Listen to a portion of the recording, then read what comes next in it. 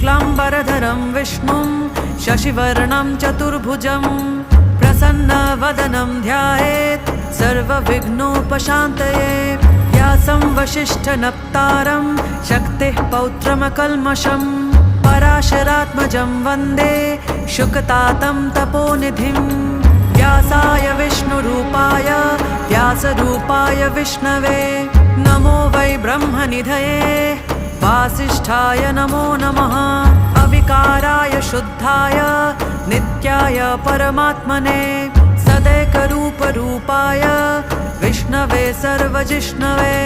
यस्य स्मरणमात्रेण जन्मसंसारबन्धनात् विमुच्यते नमस्तस्मै विष्णवे प्रभविष्णवे। ॐ नमो विष्णवे प्रभविष्णवे। श्रीवैशम्पायन उवाच श्रुत्वा